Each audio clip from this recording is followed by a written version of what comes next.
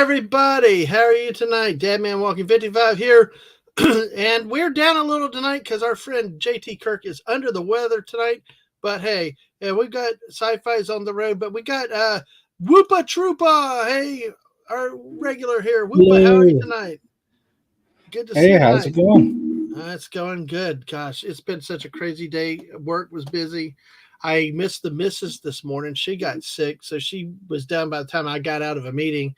Then it was like, got home, then ran to my mom's. We're setting up internet and stuff over there, troubleshooting. That took a while. Got some cleaning done, but so it looks like we'll be able to stream, continue. Not necessarily the best streaming. We'll be limited on resources, but hey, you do what you got to do. So, how's your day been? It's been long. I got a lot of stuff done though. I went shopping, which always every time you get the final bill from the grocery store makes you feel bad. Oh, it does. It does. Yes. Hold on, that costs how much? But yes, that's how it is, sadly. But let me say hello to Suzanne. Let me say Suzanne real quick. Because I am back at home. I am back at home on my normal facility.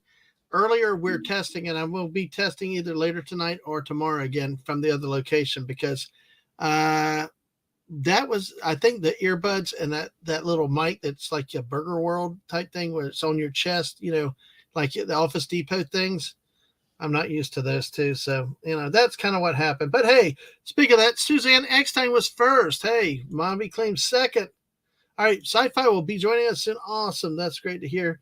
So great. And Bucky's Crafting, here to annoy us all, and we love it. The more annoying, the better. I wouldn't feel loved. I wouldn't feel appreciated if we weren't given a hard time. So, all right. So Woopah, how many home games have y'all had so far for the Battlehawks? Oh, just one, but wow. We're going to have our second one this weekend, so. It's not like last year where we didn't get home games till the fourth week of the season. We're on every other, so away home, all throughout the season. So now, why do you keep somehow drinking too? Or is it that you're drinking too early before the game starts, or that you? I see your tweets and I'm like, now are you drinking too early? Or are you drinking too late? Or what are you trying to figure out with that? This time I just drank maybe too early or maybe just not enough. I was nervous about getting to the stadium one time. Partially because I wanted to make sure I get those towels, because last year, they gave out towels for the season opener and they ran out. Right. Even though I got there pretty early, so I wanted to make sure I got there early. And it turns out they didn't have any towels for anyone this year. So they get cheap this year? Yeah, they've been getting cheap ever since they went under the new management last year, but they're penny pinching. What can you do? But especially when they have 40,000 fans at the game, you would think that they wouldn't be so tightwad. Right. How much? I can't imagine those towels cost too much. Yeah. But excuse me.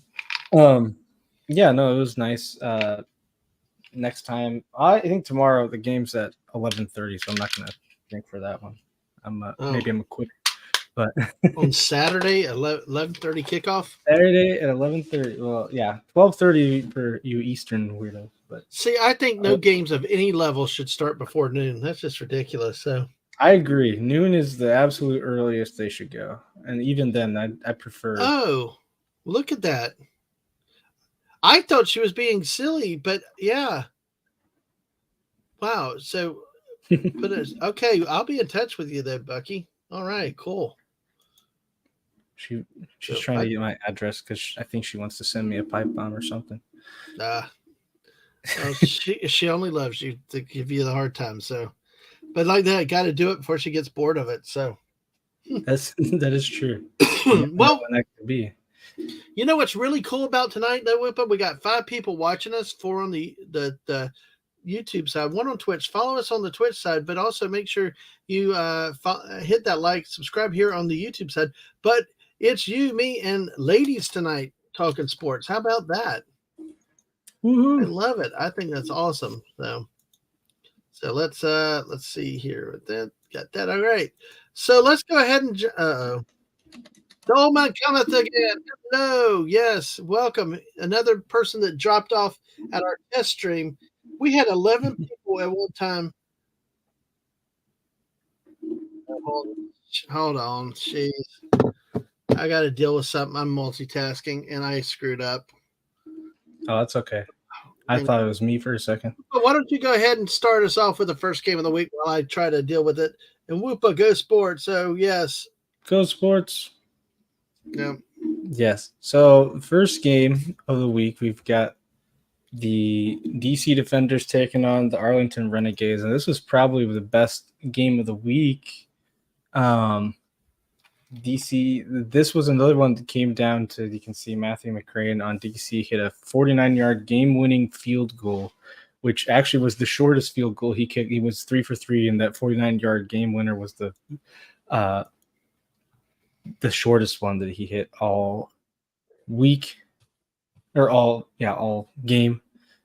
This was a really good game. One of the interesting stuff really is the two quarterbacks, mostly because Jordan Teamu last week, he's kind of been playing this season like he did early last season, where it was kind of like, hey, the team's winning, but it's not doing great, and his stats are bad. I mean, 11 for 24, less than 50% completion, only 118 passing yards, but he did have 2 passing touchdowns. And he's been running the ball more, 53 yards last week on the ground. And Bucky says 49 yards. There's nothing in yarn, but a lot in fabric. Exactly. Well, there you go. Yeah, I mean, I guess the uniforms are made of fabric, not yarn, so it's a lot, you know.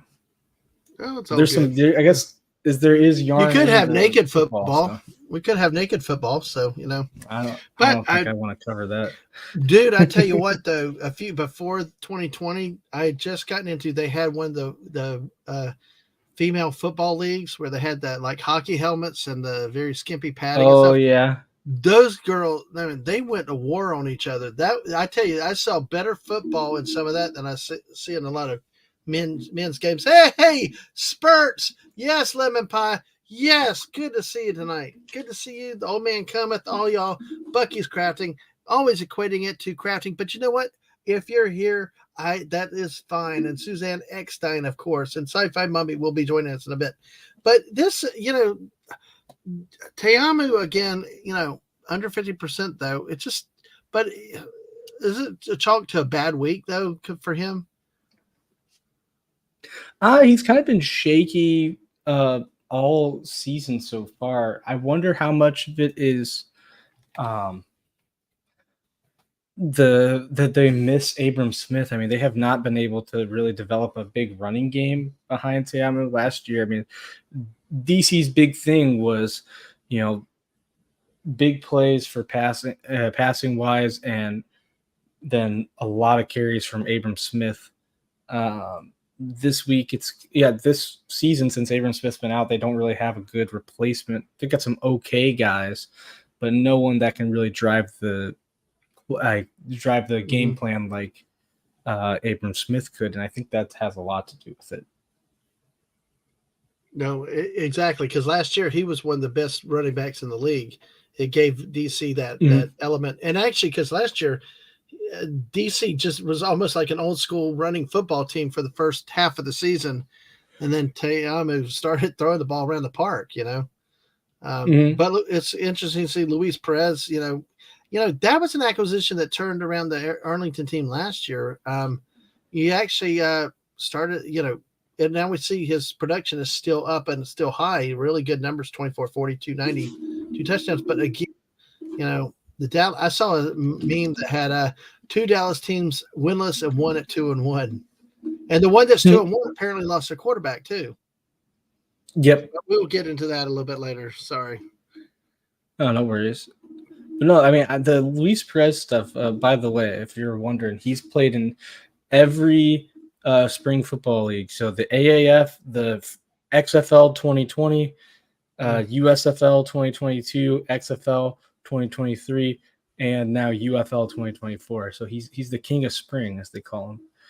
But it's really interesting how this has been going, specifically because he's just been really like it's surprisingly good. I would say I don't know if that makes sense, but it kind of felt like a lot.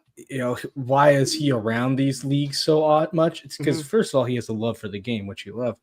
But the big reason was like he never really impressed a ton of people. He got benched sometimes. I think one of these years he started as a backup. And even with Arlington, it wasn't as much that he did good. It was more that the Arlington quarterbacks in the past were so bad that even just getting an average to mediocre quarterback was a huge upgrade for them. But this season, he's been genuinely like really good. He's been making some big plays, really low turnovers. It's very interesting to see how he's progressed, because he's 29 years old. Not like he's old, but that's not usually, you don't usually see a 29-year-old breakout season, right? Right. It's usually younger. Well, Bucky's saying rally towels led by 18. Sorry, I get distracted easy. Yes, but hey, it's sports related though, Bucky. So, yeah, exactly.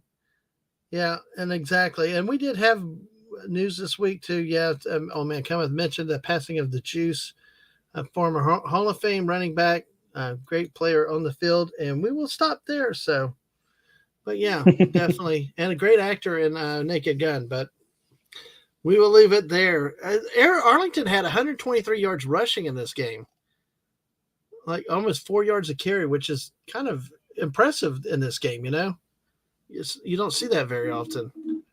Yeah, they actually had a pretty solid run game. Not necessarily anyone who, Devion Smith did pretty good, but it was kind of they had a mix of players. Lindsey Scott, I put him in. I don't know what he's going to. Is that the son of the Georgia Bulldog, Lindsey Scott?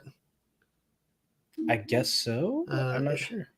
I'll have to check that out. But stunning. Oi, you're deceptively cute. Yes, you are stunning. So, but yeah, but Arlington had over 400 yards of offense and still loses this game. It's a heartbreaker. Because you don't see that much offense in this league normally. Yeah, that's one thing that it's going to be a theme though. This week was great for offense. It's been pretty rough lately, but like the first 2 weeks was kind of shaky. I don't like talking about betting too much, but ESPN beats me over the head with it. Only one game in the first 8 hit the over, and this week I think everyone did. So it's cool. big deal with scoring, and that's the most exciting thing. Defensive struggles are. Let me say hell to RRTNZ. The news in the rugby world: Jody Barrett going to Leinster. Irish rugby soaking up more Kiwi talent. All right. Well, listen, we will get into rugby eventually. I promise. I would like to do some weird sports. If we have time, we can. You can not weird see sports. A couple bozos. Yeah. I tell you what, I love rugby. The missus loves rugby. You know why? Because the one time we watched it, they actually taped a guy's head up with duct tape. No bandages, just duct tape. And he went back in. Definitely not soccer. Rugby players are the toughest in the world, I believe. So good to see you tonight. Sorry, Woopah, but this is one of those games that if you're 0-2, now you're falling back, and I can't wait to see where the standings now for a team like Arlington when you've got a leading quarterback and you're really a decent offense, a decent team, but now you start off the season 0-3. Yeah, and the most important thing is that's 0-2. They played 2 division games and lost both of them. That's really what. Not that the overall record doesn't matter. It's still important. But the biggest thing is, I think the number one record way to settle like tiebreakers or standings is the first 2 in the division, and it's that divisional record that sets it. So going down 0-2, they've got 4 games left with that. So that's going to be, you probably have to. Every game of that is a must win, almost not literally, but almost. Let me say this real quick. Hello to Putin's cat. Yeah, duct tape. Yeah, like the the brand duct Duct tape. tape. Stunning is bored out of his mind, so he's listening to us. Thank you, though. We'll take it. Glad you're here. Have fun with us in the chat, and I'll bring up some of your crazy comments from time to time. DJ can't stay, but hey, appreciate you hitting that algorithm. We will. Thank you so much. And thank you for coming by our test stream that had 11 people earlier. So, all right. So there we go. Yeah. So I will be interested to see where both of these teams line up because Arlington won the title last year, correct? Yeah, and honestly, yeah. Despite the fact that they're 0-3, I mean, they've looked better. They played a pretty good game against St. Louis week 2. And this game, I mean, they almost won it. I know, almost does only counts in horseshoes and hand grenades. But yeah, it's not like they're getting blown out every game. They had a rough week 1, but they've been really a solid team week 2 and 3. And it's interesting. Yeah, it's very hard. I don't see them staying at 0-3. Right. But at this point, when you're already in the hole in only a 10-game season, you've got to have some serious magic to rebound back from that. I mean, St. Louis was 7-3 last year and missed the playoffs, so you never know. Yeah, and speaking, the other side had a 500. Yeah, it just was. Yeah. Yep. All right. So let's see. Are we ready to move on to the next game for that? Yeah, we can move on to the next one. All right. This one was a beatdown. Your favorite Memphis Showboats absolutely got stomped, and it was close for like the first quarter, maybe first half, but Birmingham pulled away real quick. This defense is just really good. Wow. The Birmingham defense is incredibly. You can see I picked one guy, Josiah Gervin, who had 2 sacks, but there were 2 other players who had 2 sacks. So it was just a dominant day for them overall. Now, was Adrian Martinez the quarterback for Birmingham? Is he the former? Did he play at Nebraska, or was he the Kansas State guy? The name sounds familiar. I don't think he was Nebraska. He was Kansas. Oh, he played at both. Okay. I guess he transferred. He played at Kansas State and Nebraska. He ended. That's what I thought. State. Yeah, because I swear I saw him play quarterback against Georgia in a bowl game. So, geez, man. All right, I do remember something. I mean, if it was Nebraska, they weren't in a bowl game. I'm pretty sure. Well, no, they actually made a bowl game one year. So, all right, Bucky, take care. Get your stuff done. Come back and lurk later. We're getting Woopah on to Fortnite. He said something the other day. So, Stunning said he's been waiting all day for someone to go live that you can bug. Oh, that's awesome. Well, the missus, I will tell you, only went an hour today because she got she's having problems with her voice tonight. So, maybe something going around. So all right. Well, hey, welcome in, Stunning. We'll take harassment. That's all good. We got 9 people watching, 8 on the YouTube side. Wow, we got a good night tonight. Yeah, this is a battle of the USFL, the original USFL league, actually. Not just a reinstated one. But I hate that Showboats logo. I think it used to be more of a stand-up riverboat, and it wasn't yellow and blue. It was like red and silver or something. But hey, I don't like this logo. But this was a beat down. The Showboats did not look good in this one. I think the most telling thing is really the quarterback play. Because Adrian Martinez, so first of all, I did a mistype, 334 hyped receiving yards. It's passing yards and passing touchdowns. And it's 5 rushes for 44 rushing yards, not 4. So he was dominant. And the interesting thing about Adrian Martinez, besides the fact that I'm pretty sure he's been the Stallions' leading rusher every game so far, is in his previous 2 games, he didn't look that good, passing the ball at least. Week 1, it was actually Matt Corral who kind of played more because Adrian Martinez came in and didn't look good. And even though Birmingham whooped up in that game against the Renegades, it was like the offense was, save for like a couple big plays, wasn't that impressive. And then they went to Michigan and they won 20-13, I think, but it really wasn't the offense, it was the defense that shined. Well, because Matt Corral was playing in that game, and I'm kind of surprised to see him already on the bench. But that happens in this league. There's no staying with one. Probably AJ McCarron is the one quarterback that doesn't get pulled and yanked out of the game, and maybe Perez. But all these other teams, they've even been messing with Perez with kind of that. They've been doing a little bit of a similar thing than that DC did last year with Lindsey Scott kind of being their De'Aaron King. Oh, okay. But, I've learned something the other night on a stream. So, well, I guess there's not much we can say about this one. There's really nothing about this to talk. It was over from the beginning. 324 yards to 192 in total offense. And, one stat that I kind of like in here that I'm seeing is total drives. That is an interesting perspective. Memphis had the 11 drives. Birmingham only had 9 drives. And yet you look at how obviously Birmingham was very efficient on offense to score that many times on 9 drives. Mm-hmm.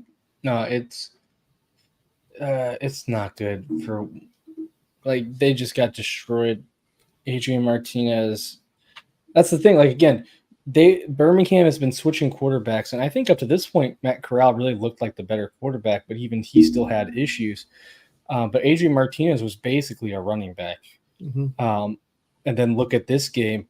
Yeah, Birmingham, they did okay against the Renegades, which, as you can see, they're not a great defense. They did not that great. I mean, the defense did amazing. Their defense has been excellent the whole time, but didn't do great against Michigan, which does have a pretty solid defense.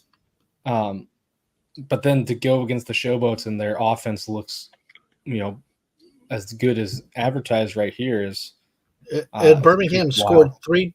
Birmingham scored 3 times in the red zone, which is when you get the ball inside the 20-yard line of your opponent. They scored 3 red zone touchdowns in 4 attempts. So, yeah, and that's I mean, Birmingham's a really good team. They're 3-0, and they've won 2 of their 3 wins were multiple scores. But the fact that Memphis looked this bad against them, I wouldn't be surprised if they end up, being last in the USFL and it's all said and done. The USFL conference. Mm-hmm. Yep, it looks good. All right, let's move on to the third game of the week, which will be. I got to watch this game actually. So this was another one-sided contest again. Yeah, this was much better in the first half at least, but the second half, Michigan really took over. 12-11 at halftime. It was 12-11 at halftime. Yep. Mm-hmm. And then the second half really came out. Michigan controlled the pace of the game. This was a big game for Michigan because they were 1-1, but they were kind of shaky because they lost to Birmingham, which so far everyone has, and they beat St. Louis, but again on the last minute 64-yarder. So it's kind of like, all right, how good is this team? And they did beat an 0-3 team, but they looked pretty commanding.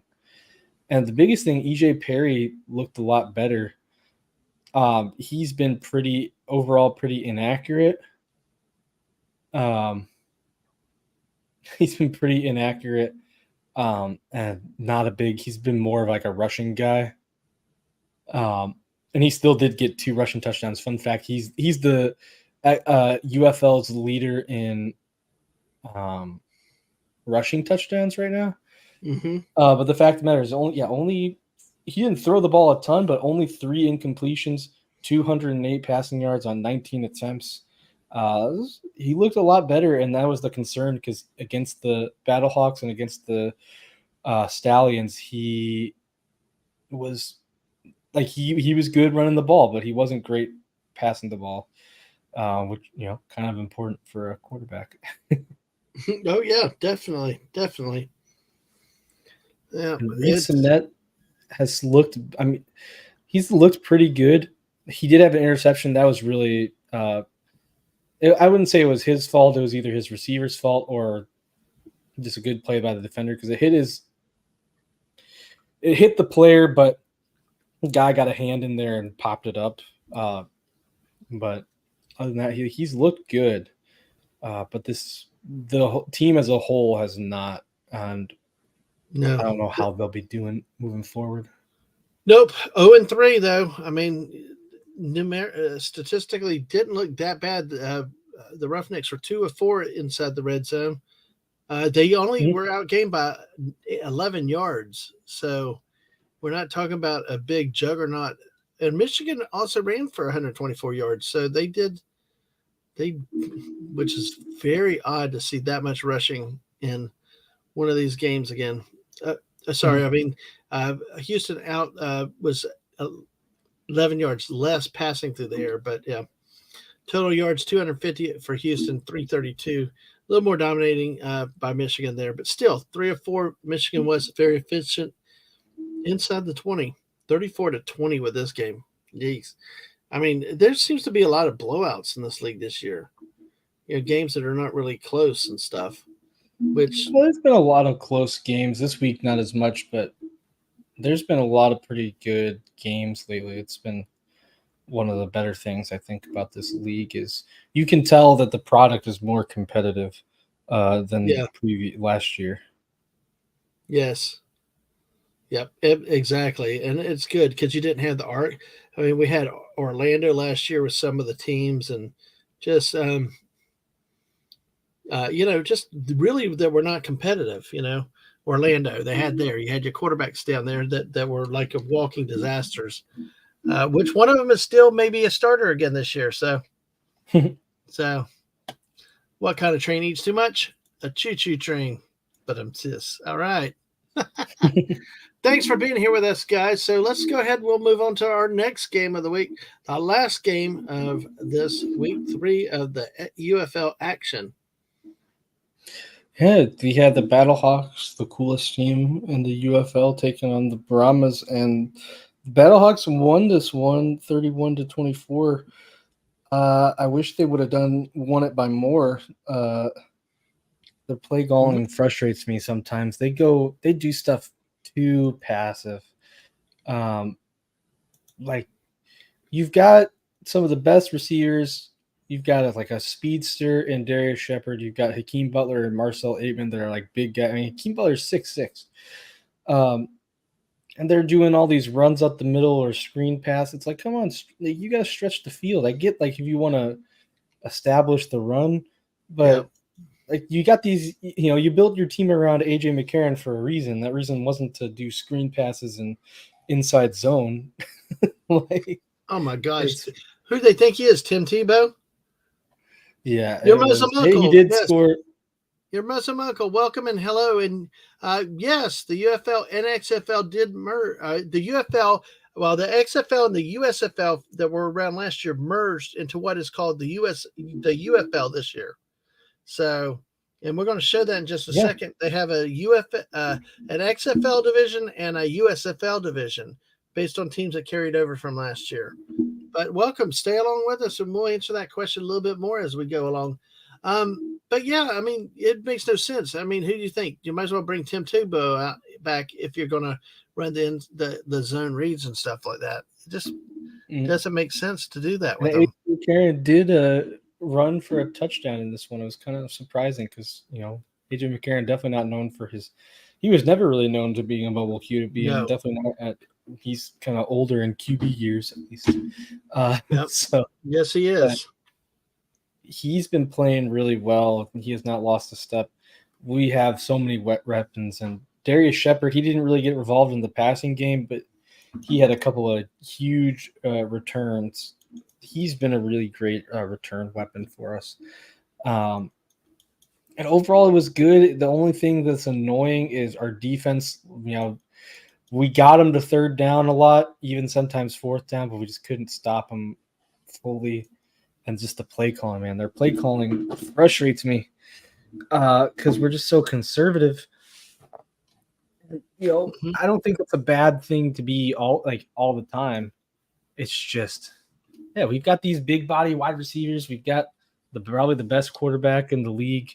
And why are we doing these little dink and dunk passes plays and whatnot? You got to stretch the field. And it feels like we only do it every now and then. But Yeah, I mean, the previous week they showed a play where McCarron hit a guy streaking down a 53-yard touchdown pass. I mean, it was like really, really cool. I mean, use your receiver. Yeah, don't quit the dink and dunks and all that stuff. Yeah, it's not But like AJ McCarron can't do this. He even had a big play where he threw it up to Hakeem Butler. I don't want to say it was risky. He placed the ball really well, but it was kind of like, Hakeem Butler. It was a very tight window, and Hakeem Butler had to take a hit, but he took the hit and got the first down. That's the whole point of our players can do that. That's what they're built for. So. Yep. All right. Well, but the big news out of this game, I think, really is on the San Antonio side. Actually, coming to this game undefeated, and Chase Garbers. Yeah, he did complete the game, but it sounds like he's going to be out for the season. Which is sad because he was a good story. It was an interesting. You can see the stats. 27 for 41, which is okay, but 104. Wow, that's like 6 short. Yeah, that's barely 5 yards of completion. Mm-hmm. Oh my God! You know me and my oh man, that is beyond bad. No, they've been very. They really had a dink and dunk style. Even in the past, Garbers hasn't been the biggest deep ball threat, but they do move methodically. I mean, they made this game close and they had pretty long sustained drives. But yeah, I don't think that's the best way to go about it. But Garbers has played really well. He's orchestrated big comebacks already in the 3 games. So it's sad to see him, kind of out of this one. Yep. So especially with a league that needs offensive production and quarterbacks, especially, he's not been the best, but he actually had a good year taking this team to 2-0, and now that's still an ugly ass number. I have a 27 completions, 143. Woopah, you and I could play quarterback for that kind of output. And we'll be cheaper, Yeah, exactly. Much cheaper, always. All right. Well, that is there any other notes that you have around the league or that out of this week 3 action? And should we go ahead and look at the standings? Yeah, I don't think I have any more notes, but we'll have time if I think of something. Yeah. All right. SciFi Mombie. Hey, SciFi. Hey. Welcome. We called her. Not ready. Go ahead, Woopah. We've got standings wise, it's got the best team up here in the top of the XFL division. And your Muslim uncle, go ahead and explain it for your Muslim uncle or anybody that might be new with us about how the divisions are lined, about the expansion and the division alignments. Yeah, so each league with the USFL and the XFL took 4 teams from each league and kind of made their own conferences like they had before, where everything, here's the North and South or East and West. But now it's just the XFL, the USFL. The way the way the merger worked is they took the 4 teams. You kept I forget how many, but you got to keep a certain amount of players, and then you had a dispersal draft of like the 4 teams that didn't stay in your team. You could, I think they were like 5 rounds, maybe 10, somewhere between 5 and 10 rounds where you could pick players. Right. And then after that, it went to a full dispersal draft of anyone left over. You could take them. The Houston Roughnecks are a XFL team. but they have the old Houston Gamblers USFL roster. So they've got the branding of the XFL because I guess that team did a lot better in attendance, but they have kept the Gamblers. I'm sorry. I'm sorry. The Gamblers' old logo for the USFL it's so much better than that Houston oil rig. Oh, really? I just don't like the Houston Gamblers is a dumb name. I think. Yeah. I'm always like, oh man, you're a gambler. What does that even mean? Mm-hmm. They're just I don't know. Yep. Well, that's where we sit. We got a 3-way tie in the XFL division, which is going to be interesting to see how that plays out this year. We got Birmingham clearly the best over in the USFL, and the Michigan. It almost looks like the USFL side is over because if Memphis is not much, and Houston it looks like it's basically down. We know our playoff people in the USFL side between Michigan and Birmingham. Yeah, unless Memphis really shapes things up, it looks like it's going to be pretty easy between. It's going to be the Stallions and the Panthers. XFL is a little interesting. There is a 3-way tie, but my Battlehawks got the 2-0 division record, the most important, which is good. But we'll see. The Brahmas looked really good, but now they're down a quarterback, and the Defenders are weird. I don't know what to think of them. I still hate the name Defenders. It's really a really weird thing. And hello, Jess. How are you tonight? Good to see you in here. Old Man Cometh asks, what do you get when you cross a polar bear with a dachshund? I hate that damn name. A chili dog. Oh, there you go. That's a nice one. You're the Old Man Cometh. Appreciate it. Appreciate you here too, Jess. And thanks for the heads up on where I put the link earlier. So, all right. Well, folks, that's where the UFL sits right now. Going into week 4, Woopah. Let's take it into the previews for week 4 action then. All right. Well, we got the first game at the Battle Dome at 11:30 your time. See, that's just still stupid. Yeah, it's annoying. I don't like it. Well, that's why they do the LSU fans. You know, everybody wants to get that 12:30 kickoff because they don't want the Cajuns in Louisiana to get all liquored up for a night game. And in Baton Rouge, yeah, that's why they call it Death Valley. Yep. That's the thing too. Like, I mean, I can kind of get it, but it's also like, you know, me now, as an old man of 27, you know, now I'm like, where's Vina now, or Bucky? Yeah, but I'm probably not gonna, you know, start drinking at 11 for this game. Yeah. The difference between pro football and college football. In college, we had a couple. I think we had at least one 11 a.m. game, and we're a Baptist University, dry county. You still bet? Well, no, we weren't dry county, but dry campus liquor laws. Yeah, dry campus. And you still bet that we were drinking. We were pretty. We were drinking for that 11 a.m. game. People know how to get their hands on anything they want to when properly motivated. Yep. Mm-hmm. But I think this is a little bit of a silly time, but I'm excited. I think the stadium's going to be pretty packed. Probably not as much as last week, but yeah, 40-something thousand. That was just insane to hear. It was insane to hear 41,000 people. You know, for that. Oh yeah, you can tell a difference between ours. Speaking of it, Venus Sparkles. Just here to leave a like. Had a busy day. Have a good stream on Woopah. You're all better get headphones for playing Fortnite. I was just telling him about playing Fortnite soon. Exactly. So we'll get him involved. But good to see you tonight, Vina. I just said that when he said he was old. So. But this is going to be an interesting game. Memphis, I say this is gonna be interesting. Honestly, I hope this is a blowout. If it's not, I'll kind of be disappointed. Because Memphis has not looked good. They took I think he's still their starting quarterback. They took Case Cookus out of last game. He has a pretty bad completion percentage, but he hasn't had much to work with. Mm-hmm.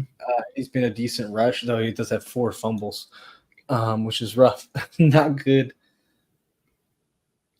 Yeah. But it's like they took him out, and the replacement played much worse. So I would be shocked if he stays. I think you're going to put Kirkus back in.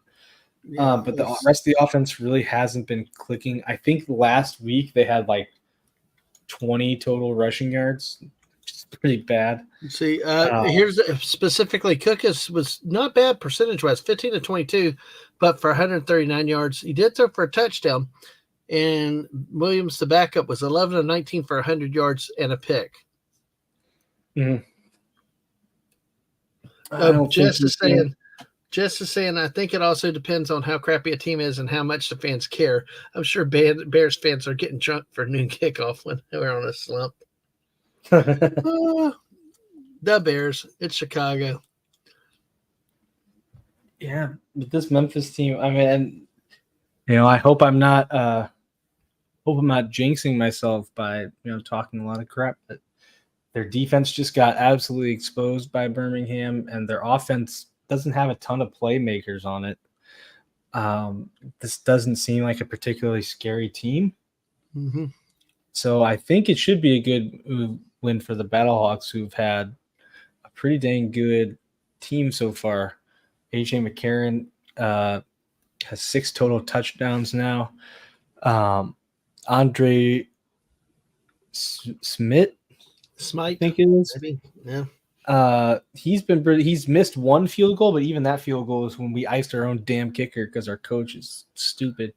Because he iced him, and our kicker made the first one, and then he doinked the second one. And it's like, why would we even call our timeout? I think I remember when you tweeted that one. That was kind of funny. It was like, everyone was so mad, especially because the game was kind of close at that time. So we were like, this could hurt. Thankfully, it didn't. It was just like, Coach, what are you doing? Icing your own kicker. Yeah, but our team's been pretty good. Our biggest thing is that offensive depth. Week 1, Marcel Aitman kind of came out of nowhere. He wasn't even really a factor for us last year, and this year he's been our leading receiver. Week 2, we had Mateo Durant, who wasn't even active in week 1, put up 100 rushing yards, and then this week we had kind of Hakeem Butler come back, play like he did all last season, and also like another running back just did pretty good. So our team has had a lot of big contributors.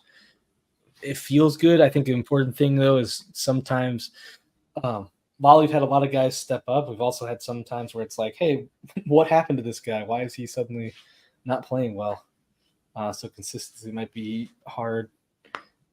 But Memphis really needs a reset. They got slapped by Birmingham last week, and they gave up I think it was 12 points in 48 seconds to San Antonio in week 2 to lose that game.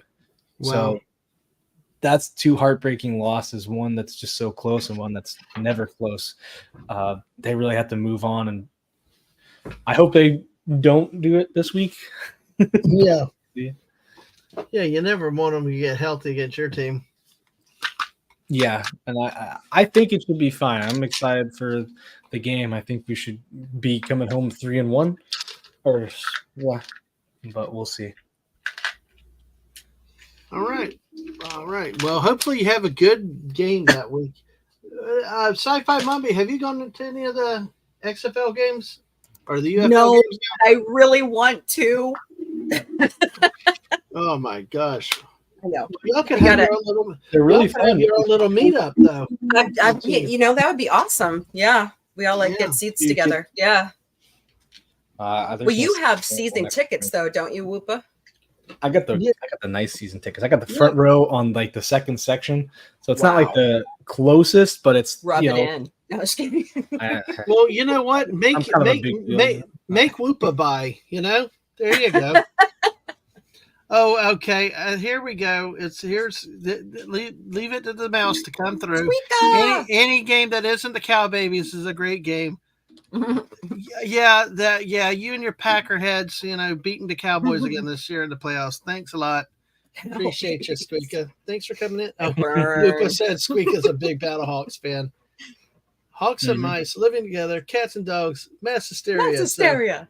Exactly. But hey, great to see you tonight, Squeaka. I love getting a hard time. Leave it to her to come through with give me a crap time about the Cowboys. So, but you know what? They deserve it after the collapse this year. Oh, by the way, I just saw a news story about Jerry Jones saying that they're wanting to hold back money for the better players now. Of course. So that's going to be interesting to see what Dallas does in the draft and the free agency and stuff like that. So, and Cummins has been a Bears fan since he was a kid. Just happened to get into football when the Bears won 85 with a refrigerator. Yes, that was a big mammoth thing. Yeah, and that's not true. You do know a lot more about sports. Hell, she even played football. If you hear when I had her on one of my first football streams, yeah. Yep, don't let that mouse fool you. And Jerry Jones says they're going to hold money back, but we shall see. So week 4 we got here now. All right, this should be a good game of the week, though. Don't you think, Woopah? I don't know. We'll see. DC's been an interesting team. They've had some issues. I mean, look at Teamu's 51% completion percentage. But they're still 2-1, and they've found ways to get back into games. And even the game they lost, it wasn't a blowout or anything. So they've been a solid team. Birmingham, though, I think the most interesting thing is going to be Adrian Martinez, or it could be Matt Corral. Last week they only played Adrian Martinez because he played so well, but the other 2 weeks they've been rotating. And the fact that Martinez did not look good in week 1 and 2, maybe he's getting it back together, or maybe Memphis is just that bad. You don't know. I still jury out on Adrian Martinez. I didn't think he was that good of a quarterback in college in terms of throwing the football. But no, and the fact that he was basically the backup for the first 2 games. Suddenly he has a big game, but I need to see it at least once more on the passing. I mean, he can run the ball, no question about that. But I need to see him pass the ball a little more before I think he can be a solid quarterback. So we'll see on that. Deion Kane has been really good, 240 yards on only 13 receptions. But the biggest thing is that Birmingham defense, especially the front 7, but basically a defensive line.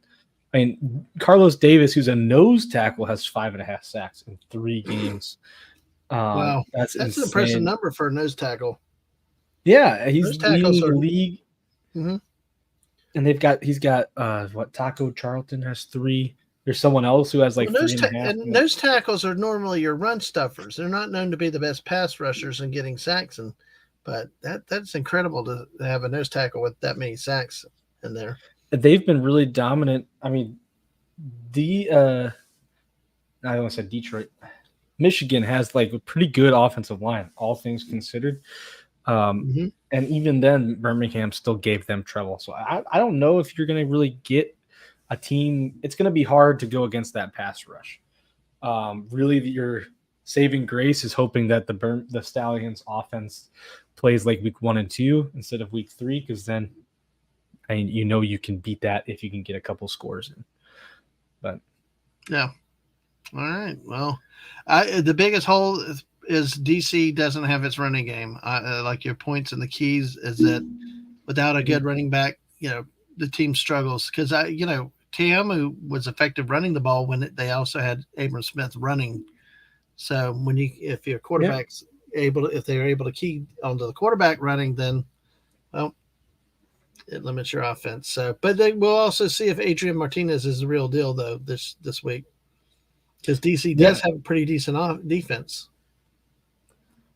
Oh yeah, no, DC does have pretty solid pieces there, and I'm always interested to see how Teamu plays, just because I think you look at his stats and they're not great, but you can say we saw him last year. We know he's better than this. And the other thing is a lot of his issues, I think, are mostly just completion issues, which is a big deal. But I think a lot of that comes down to when you know that this team is not really a threat running the ball, you can sell out for the pass. It's not like they haven't tried to establish the run; they just haven't really been successful with it. And so when you put that weight on Tamu's shoulders, it's going to be tougher for him to be efficient. But he's had some good plays here and there that remind you he's a solid quarterback. So it'll be interesting, and I do wonder. Since he's more of a mobile guy, maybe that will help with the defensive line that he's going to be facing. Maybe he has a little bit more evasiveness because Cookus was getting destroyed out there. And Luis Perez still had a pretty good game, but, I mean, was probably his worst game, even though it's solid. So it's just we'll have to see if he can kind of make a difference there. All right. Well, we've got this game. I'm looking forward to this game. So, all right. Well, what's our next matchup for the week? So this is an interesting thing. This week, I think it's kind of a bad. One team that's decent in Texas, San Antonio. But it's interesting why the UFL did this. But this game is at the same exact time as the previous game. Both of them are Saturday at 7 p.m. Eastern. Wow. And they're both on Fox. I think it'll be like regional. I don't think that's a smart decision. I'm kind of confused why they did that, but I don't know. I'm not in charge. That is bizarre, unless there's stadium arrangements where they couldn't do it any other way. So, but golly, that is crazy.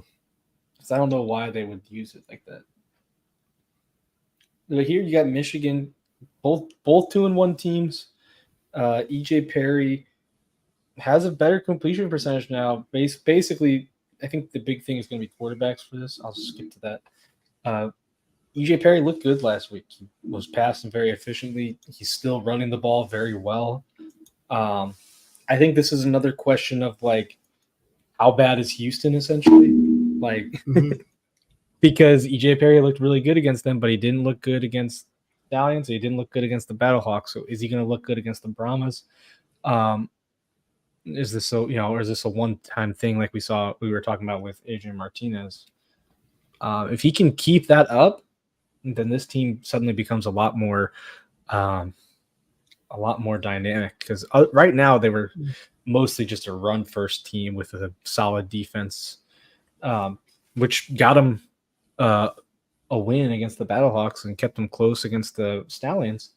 But I think if they really want to become contenders, they got to have EJ Perry passing like he did last week. Right. And then kind of interesting thought though with San Antonio that I've noticed. If the talk is that Chase with that Quentin Dormady from Orlando takes over, Cody Latimer is also on the Brahmas roster, right? Yep. He played Orlando too last year, right? He played Orlando, and he was one of the few bright spots. He was a great. So we'll have a reunion. We could have a reunion of Orlando Renegades then. Yeah, that could help. I mean, Dormady was kind of off and on. I think he had a 5-touchdown game. We followed up with like a 3-turnover game. So depends on which one of him you're going to get. But he's got better weapons. I mean, he's got Cody Latimer here. He's got John Trey Kirkland. The interesting thing is going to really be, it seemed like the Brahmas offense was built on short yardage stuff. They've got they kind of rotate out 2 running backs. Neither of which are like the best, but both of them are very solid. I'd say they're probably like, they're not like top 4, but they're both top 8. They've got Cody Latimer, big tight end, and John Trey Kirkland, who's, you can see, 166 receiving yards on 23 receptions. So not a big yards guy, but you don't get 23 receptions in 3 games if you're not, reliable. So this team is definitely built for more of the short yardage game. That'd be interesting to see how that works for them. Or maybe if it, maybe was that just how Chase Garber's played, and will Dormady kind of change that up? I don't know. I can only guess. But I think, we'll see his debut, how he'll play, and We'll see if EJ Perry can keep it up. That's going to be I think this could be a really good game. Michigan and San Antonio have both been good. Both of these teams, they're 2-1. And both of their losses were by 7. So it's not like they got blown out. Even the games they lost, they were close. So yep. I think these are two pretty good teams. I think they're both probably playoff teams in different divisions, of course. But right. All right. Any sci-fi? Any thoughts with these? I know it depends on how familiar we are with these teams. Any noticing of stats or anything? No, they're evenly matched. That's for sure. I mean, 2-1 coming into that, but I'm just going to be ornery and just go Battlehawks. There you go. Well, you got points with Woopah there for that one. So, hey, that's good. You can't go wrong with that. So, all right. So then we got one more game for the week, and it is. This is the toilet bowl right here. Oh, the battle. Boy, is it? Goodness. Yeah. Well, deep in the bowels of Texas. Rewrite the song because I mean, oh my gosh. But like you said though, it seems like Arlington has just had some bad luck. They've got a good quarterback that's hot, is being very productive, and they've scored some points, but they just have not won the games versus Houston, which is just they really haven't even been close in the games that they played this year. Yeah, I mean that's the thing. Houston kind of was like looking like they could win against DC, but their other two games have not been pretty, and it's hard to look at them and think that they've got a real good chance to turn it around. Outside of Reed Sinnett, who's looked good, they don't have a lot of guys. Reuben Foster is good, but you need a lot more than just one good player on your defense. And like I put out there, their wide receivers, no one's really, despite the fact that I think they have 500, probably close to 600 total passing yards, they don't really have like a guy you look at on their receiving side and think, oh, he's really good. Like they don't really have any of those guys. So that's tough to, I just don't see him doing well there. Meanwhile, you got Luis Perez, who's looking good. 737 passing yards, leads the league. 66% completion, solid. They've got Davion Smith. Their running game started to show up a little bit last week. They've got Tyler Vaughn's had a big week last week. I think he became the second wide receiver to have 100. Actually, no, there's a lot of receivers who had 100 yards last week. But no, it's just like, they may be 0-3, but their last two losses were field goals as time expired. So it's not like they're out of this. Their week 1 was rough, but week 2 and 3, I think they lost by a combined 4 points. So it's not. I feel like the Renegades definitely have this one, but we'll see. They are both 0-2 for a reason, or 0-3 for a reason. So. Yep, exactly. But hey, I think the money would be on Arlington without a doubt. So, like you said, for all those reasons. But folks, thank you for everybody that's here tonight. Make sure you smash that like button. I appreciate y'all being here. If you have any questions, feel free to throw them out there to us, even if they're something different. They're general sports questions. We will do what we can do to hit them. We even had rugby thrown in there earlier. Yes. And ultimately, one day we will get to other good sports like that. So, Woopah, where do we sit now? What's on our next agenda? Are we going to hop over to baseball now? Or are we? NHL. Yay. No, the Devils are eliminated.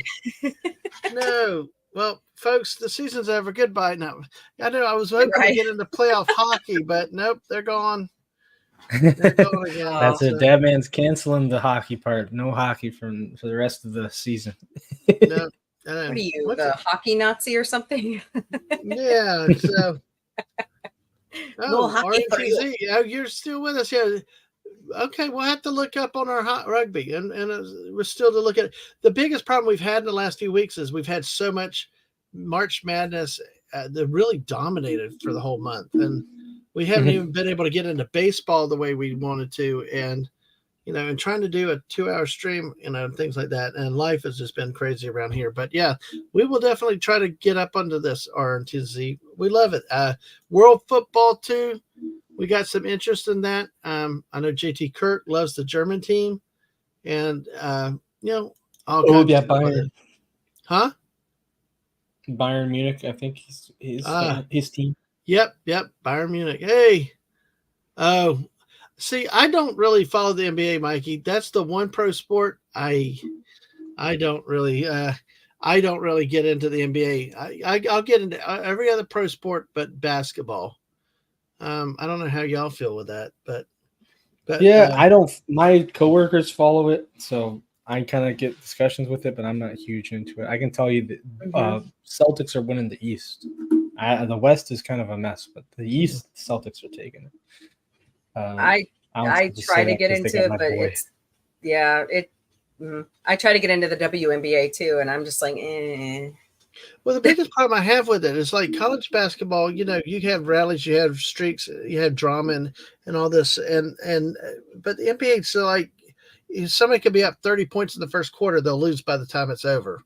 Mm-hmm. It's like you really, and it's just, they say that they, when they don't score well, it's playing defense, and you're like, no, it's more bricklaying than it is anything else. But yeah, the NBA is one sport, because in a serious matter, we've talked about what sports we're going to cover and stuff like that, and really, for what we have to do and for the time allotted it's really hard to get into the NBA, considering the timing of where the playoff run is with the start of Major League Baseball, the March Madness, hockey playoffs, and we also want to do some things to pick up some other sports, like we talked about, maybe some rugby once, or some world football and things like that. Okay, old man coming, thanks for coming to the test stream and to now.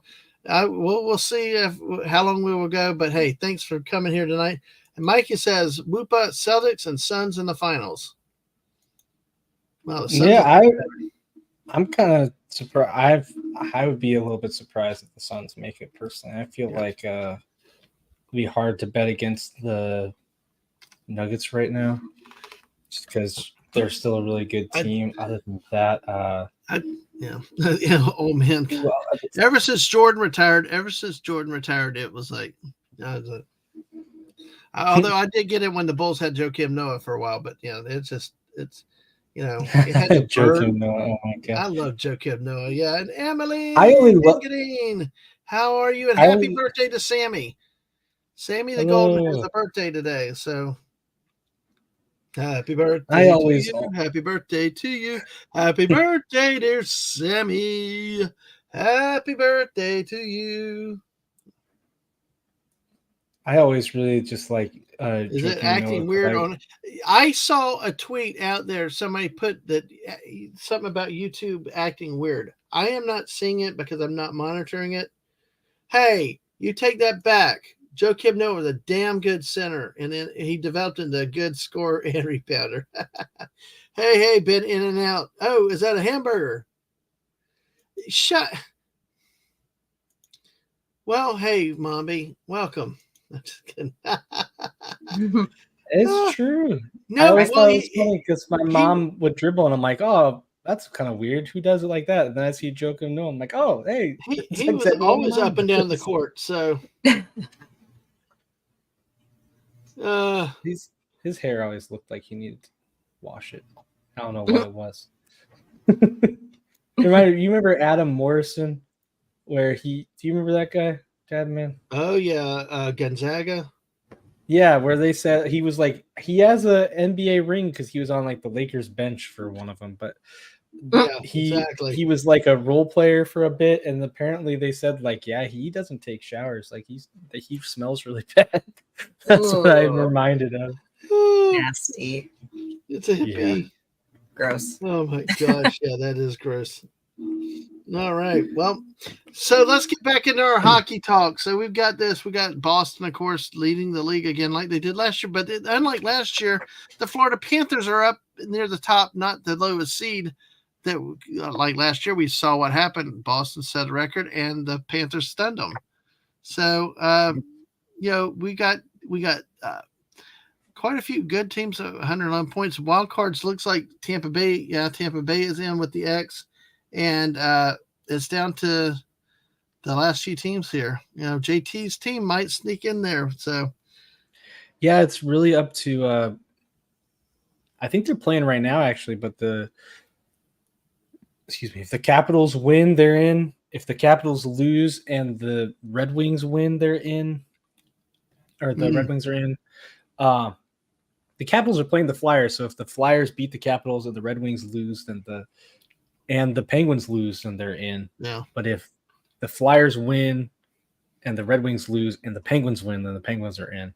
Very confusing. But other than that, yeah, Boston and Florida being 1 point away, they're kind of fighting for that number one seed in the Atlantic. Yep. Metropolitan Rangers have it. They have the President's Trophy. So, well, hello, small town Republic. Good to see you again. One of our resident Auburn fans watched Florida win the second basketball championship while working overnight in the hospital. Didn't do much work for 2 hours. Exactly. That was a fun team to watch. I mean, but hey, we had another repeat this year with UConn, the first time back-to-back champions since that Florida team. But welcome in to you. And Mikey said, almost ended up at Gonzaga, but ended up at ASU for college years. Barry Bonds he met once while he played for the Sun Devils. Oh, that's nice. Nice. oh, his balanced breakfast. Yeah. I went to college with D. Brown, but in the NBA, if you remember who D. Brown was. I do not remember who D. Brown is. He won a dunk contest, played for Boston for a number of years. So that's how uneventful he was in the NBA. So Mikey said Toronto Maple Leafs may win because everywhere they've lived, every team has won at least once. So I don't know. I mean, this is Toronto. Toronto's whole thing is not winning. I mean, they did win the first round last year, and look where that got them. So I don't trust them. Plus, it's kind of funny when they lose. But that's me being a hater. I think this side is really interesting. I think the Hurricanes, if I could just put a random dart in the wall, I think the Hurricanes are pretty well poised for this one. They're just a pretty good team, and they got better. They added Jake Gensel, who I miss. Big fan of Jake Gensel, but Penguins trade him. Sci-Fi, have you been able to watch much hockey this year? Because I've not been able to. Between all kinds of other stuff, family stuff, life stuff. Yeah, go ahead. Yeah, we sorry about that. We don't have cable anymore. So trying to catch hockey anywhere, we don't even have like Sling or that right now. So it's kind of hard to catch it. I just listen to the news and catch the highlights of the Blues, pretty much. Well, yeah, we I have the packages, but I just didn't have time in it this year with a number of things going on. But hey, it's okay. So, what does the Western Conference look like, Woopah? Western Conference is actually already set. The Blues were the last team, and they got eliminated. There is some, I guess, drama you could say. So the Dallas Stars clinched their first seed, so that's done. I think the Canucks. It would be very unexpected if the Oilers jumped the Canucks, but you still do have the Golden Knights and the Kings fighting for that last place in the Central. Right. It's about placing. It's about placing and seeding who you play in the next round. Yeah. Because whoever's that third seed in the Pacific, they play the Oilers. Whoever's the second wild card plays the Stars, who have looked real good. So, yep, that's awesome. This is much more. You can see like there's a lot. I would say better teams. Now that the East has a lot of good teams, but they have some not so great bottom teams. So I think you're gonna have some easy first round matchups. Welcome, Brogu. Hey, Good to see you. What? I think you're going to see a lot of really good. These larger avatars or something. That is the best shot of Baby Yoga that I've seen. Baby Yoda I've seen. It's like very high definition. Yeah, the big eyeballs just like staring into your soul. Wow, that's a nice one. Small Time Republic said the Arizona Coyotes are definitely eliminated forever. Oh yeah, yes, that's one of our relocations coming up. Yeah, we'll probably have more on that next Tuesday. Yeah, the official details. I think right now it's all rumors, but at this point they're pretty solid rumors. But and I think folks next week we'll be hitting some serious issues between that and with the A's move and a lot of other stuff. But we'll see. We definitely have got to hit it. There's a lot in the world of that. We also have the Kansas City vote, a lot of other moving parts that have really in the world of sports. So, it's a lot more than just the stuff on the field and on the ice. It's real life, real business, and everything else. So we've got. All right. So we've got this as a playoff scenario. So we will, that's amazing. All the Western Conference is eliminated, so the drama is down to the seeding here in the West, and a few teams still left in the East. And Coyotes, Suns, Cardinals haven't won any sports titles in the modern era. Nope. But they host all the Super Bowls and national championship games in college football. So go figure that. All right. Well, all right. Where do we go from here, Woopah? All right, so we have a quick MLB story. So the MLB's number one prospect officially got the call up. If you don't know who the MLB's number one prospect was, is this guy, Jackson Holliday. Huh. He's been the number one. I think he was the number one prospect all of last year. He started up down in the minors, absolutely destroyed in the minors, and then you can see he's only 20. Wow. Lefty bat, finally in the MLB. Here's just some info. If you're wondering, that he is the son of Matt Holliday, famous Rockies and Cardinals hitter. I was going to say that name sounds familiar. Yes. Very, very well beloved player in the Cardinals. And so he was drafted the first overall pick in 2022, which had some pretty good players in it already. It'll be interesting who takes like the new number one prospect spot, because Jackson Holliday pretty much since he's been drafted was really the number one guy. So it'll be interesting. Orioles have a really strong young team. They kind of expected Jackson Holliday to debut with the team, but he sent down a bit, but he did so good in AAA, they finally brought him up. But the interesting thing you get, if you're wondering how he's done lately, he's done really bad. You can see, it's only 5 games, and you assume he's going to get better, but you have 1 hit, 1 RBI, and 10 strikeouts. Wow. For an average of .053. It's a whole new world up at the major league level. Yeah, it's it's no joke. He's been struggling, but sometimes they rush these players too soon, Yeah, I think he's younger, but he's lit it up at every level. So I think he was ready, but you never know. He might not have been.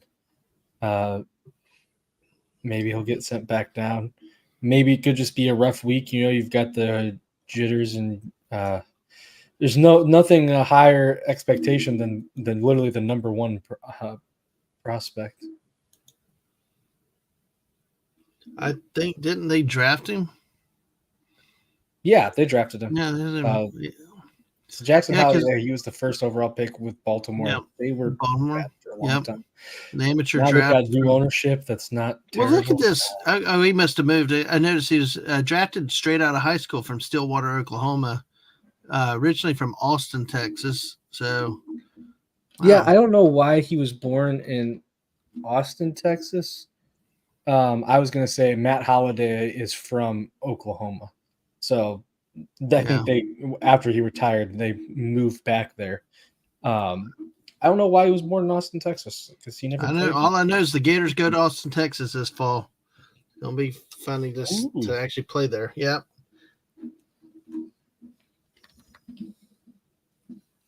But yeah, that's he's made his debut, but it's not going great for him so far. Nope.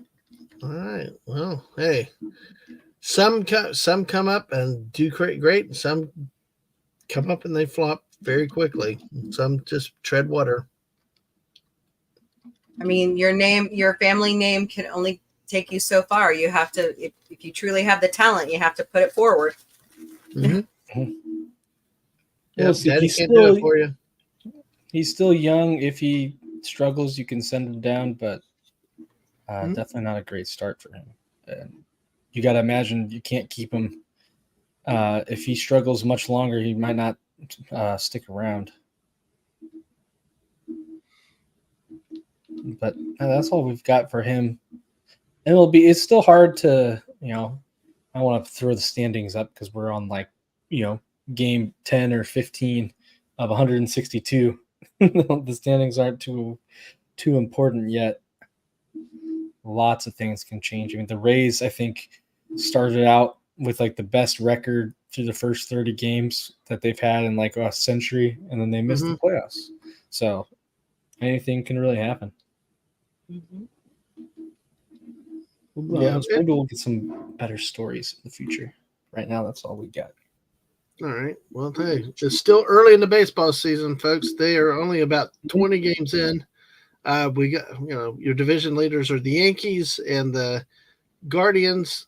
I still say Indians, but the Yankees, Cleveland, the Rangers in the West, and of course the American League West is the 500 leads the division, and of course in the East, National League, you got the Braves leading in the East, the Brewers leading in the Central, but the Cubs are only a half game back. Wow, the Cubs are not eliminated yet. There's news, folks.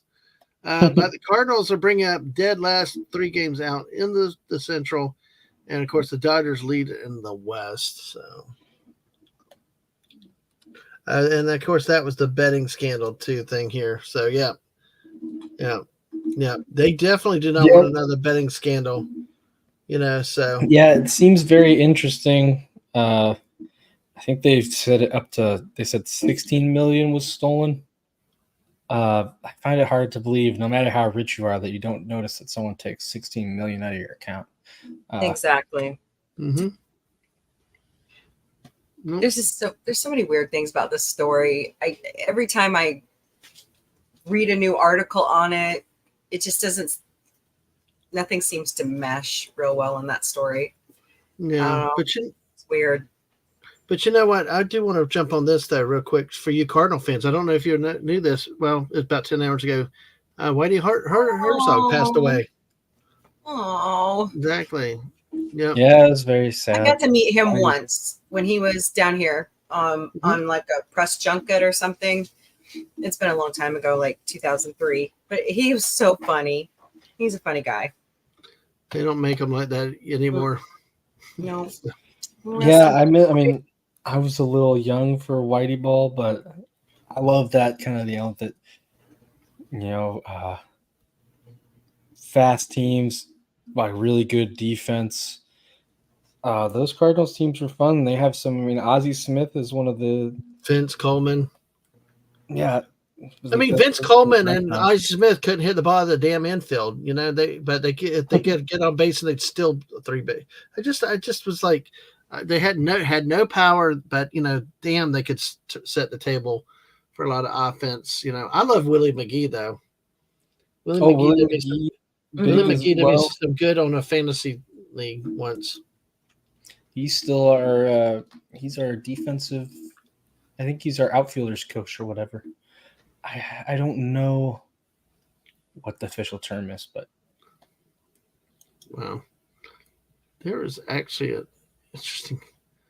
Wow. Okay. Actually, I think. Wow. Go, Whoopa, do you have anything else on baseball? Because I just stumbled across something.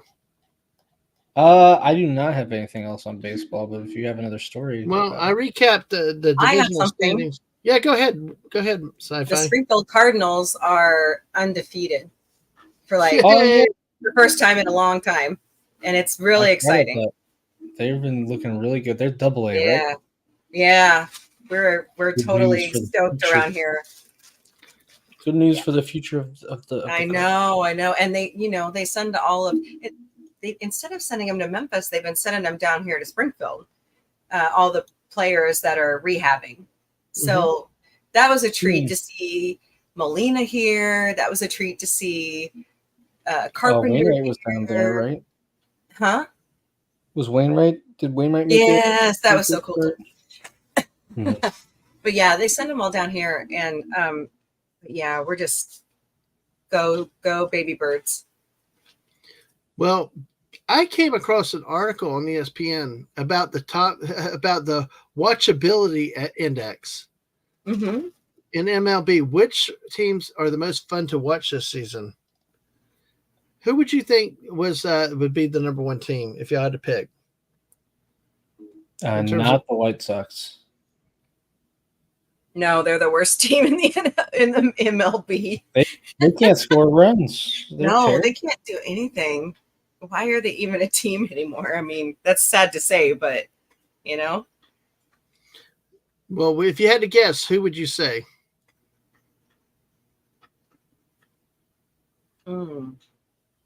This is tough. I'm trying to think now. The Cardinals? Okay, you said the Cardinals. The Dodgers? Well, okay. I wouldn't say the Cardinals. Let me pull up the standings. I'm grasping at straws. I couldn't help myself.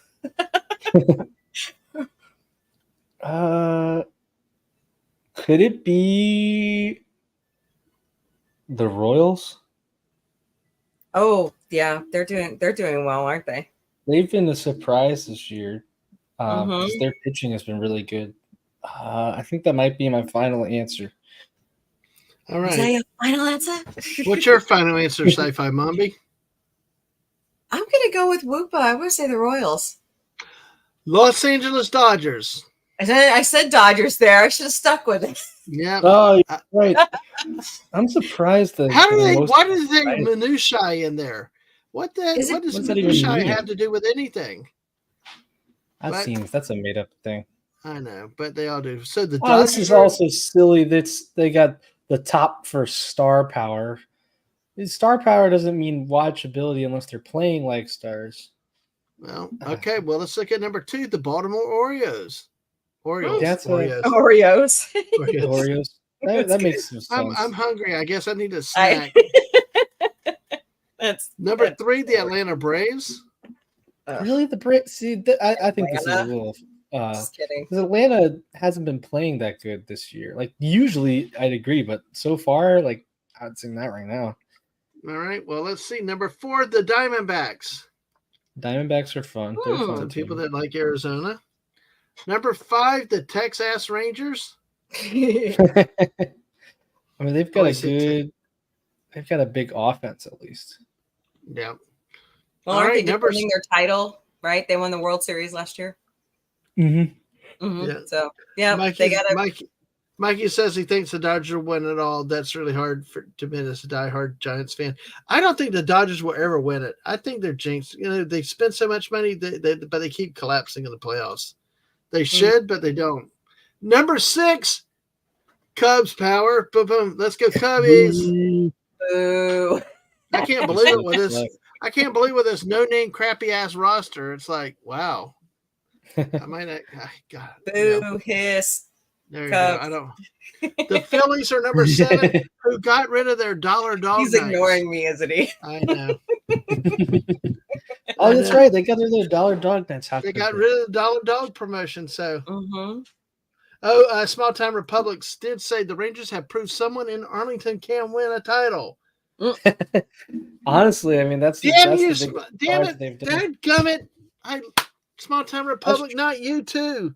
I think that that's a shot at the Dallas Cowgirls, right? Yeah, because the Boy, get him and Squeaky together. I got nonstop people The give me a hard Rangers have time done about. it. Even the Renegades did it. So I think the Cowboys are all that's left. Especially if the Dallas Stars win this year. I love it. I love getting a hard. But you know what? Dallas Cowboys deserve the crap they get. I mean, it's like, playing the lowly Green Bay Packers again this year, and the lowest seed the first time in 7 beats of 2. Anyway. But enough of that. We're on baseball. Number 8, the Dead Sox. They had a lot of homers. Yeah, Simpsons. Yes, they got a lot of Simpsons. Number 9, the New York Mets. Wow. Okay, whoa, the Mets? Are you serious? Mets and exciting. That's not a thing you ever hear. They got +1 for the broadcast booth, apparently, too. Oh, come on. That's +1 for Mr. Met, also. Oh, my goodness. Whoever wrote this is a Mets fan. This is ridiculous. And a Cubs fan. The Pirates, number 10. The Pirates are an interesting team. I don't know if I'd say number 10, but they're interesting. They've got a surprising young squad. Number 11, the Brewers. Yeah. Oh, is Bob Uecker still around? Jeez. Oh yeah, he's. I think he's 90, isn't he? Wow, I think that's awesome. Number 12, San Diego Padres. Okay, that's fair. Let's see. Your Muslim uncle said, "Oh wow, that's cool. I know that they do a hockey show on Saturday nights. Yeah, that's cool. We had hockey. We had NHL exhibitions here, but hey, the Cincinnati Reds, number 13. The Yanks, lame. Number 14. Number 15, right in the middle, Tampa Bay Rays, though. Jeez. Usually everybody loves these guys, but they're right in the middle of this. Number 16, the Cleveland, still Indians to me. I'm sorry. I hate name changes. It's like, ugh. Number 17, the Houston Astros, which I still cannot get used to them being an American League team. They're always were a National League team to me. Oh, cheaters. Cheetahs. We're talking cats. Speaking of cats, we got the Detroit Tigers. JT's under the weather tonight, unfortunately. I know how that feels. Yeah. So, and the Mariners, number 19. Number 20, the Kansas City Royals. Wow. I would put way up high. Hold on. Look at this. Why do they have? See, this is a crap list. They have the Kansas City Royals. I agree with you, Small Town Republic. I agree with that too.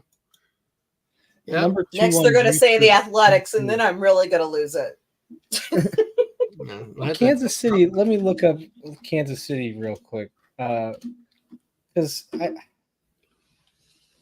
yeah, they're playing real well. They should be higher on the list. They're playing good, and they're playing good. Like, the thing is, they've got a 2 in the youth score.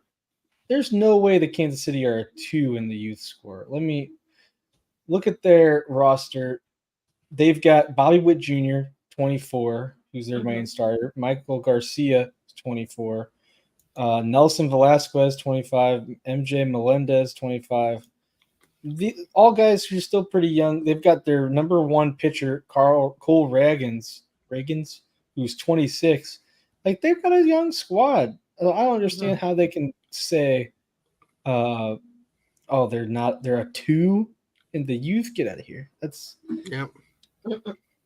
well, hey, there's your passion there. Number 21. Hey, we'll just stay right in the same area, the St. Louis Cardinals. Nah. Yep. I think our youth should be higher too, because we've got a lot of young people. We had, fun fact, I think they said the first time in 100 years that we had 4 opening day starters under 23. This is what happens when you let Disney look at sports. Oh yeah, your Muslim uncle said the Houston asterisk. The Houston. I think you just got to pronounce the first part a little bit more, you know. Astros. Those rotten cheetahs. Okay. Yeah. Well, number 22 are the San Francisco Giants. Number 23, the Toronto Blue Jays. Wow. Oh, they've kind of fallen off, surprisingly. Yeah. Number 24 is the Minnesota Twins. Number 25 is the Los Angeles Angels. 26, the Oakland Athletics. Close to the bottom. So for a team that's on the verge of You moving, mean the Las doesn't have a Vegas place to play. Athletics? Well, actually, I guess they were going to be in The Sacramento. Athletics. Sacramento for a little couple bit, years. yeah. It's like, what the hell? Anyway, why not stay in Arkansas? Why not go to Arkansas? Hell, it makes Arkansas more sense needs a team. Yeah, it makes more sense in Sacramento, but I know. just place a minor league I don't get baseball it. team. Yeah. Number 27, the Colorado Rockies. Boy, they've fallen off. Number 28, the Marlins. Well, rebuilding year. The Marlins. Number 29, the Chicago White Sox. Wow, they put a team below the White Sox. That's I was gonna shocking. say, shouldn't they be like the bottom, like the last Apparently, one? and Jess, if you're still out there, will you? Well, of course, you have to do it on your own and assume all liability on your own. Go to the south side of Chicago and go to the White Sox Park and see what this campfire milkshake concession is. I've seen a lot about it. It's maybe just because it's the only positive thing about them. Yeah. Yeah. All right. So good. Oh yeah, your Muslim uncle said the A's are mixing Iron Man's team. I'm excited they're moving to Sacramento. Oh wow, cool. That could work. Number 30, the Washington Nationals. And actually, I mean, they're not very good either. But the Nationals have put together. Let me pull up. Minutia is ballpark. Minutia is ballpark uniforms, mascots, unintentional comedy, etc. It's more pleasing to watch a game from Wrigley than say Tropicana Field. That's fair, I guess. Yeah. So what are you looking I up? want to see the score. This is the whole thing that I'm thinking of when you've got. And I'm not saying the Nationals are good. Like their games, they've got 6 runs, 3, 1, 1, 5, 8. 3, 2, 0, 4. Not good, right? Look at the Chicago White Sox. They've got 0, 4, 0, 1, 6, 7, 0, 3, 0, 1. If you keep going, 1, 3, 0, 2, 6, 0. Like they've got shut out 1, 2, 3, 4, 5 times. No, 6 times. They got shut out 6 times. They've played 16 games. You can't tell me that that's good in any term when your team can't even score any runs. And it's not like it's a pitcher's battle. They had one of those games, I think was 11-1. So they're not like they're bad. Well, the Chicago White Sox apparently are having such a bad year. They're even resorting to serving a Jack Daniels and Coke ice cream float. I'd try it. This is what it looks like here. Got to bring out the booze. Bury your problems. That's what that looks like. I'm trying to find a picture of the campfire milkshake, though.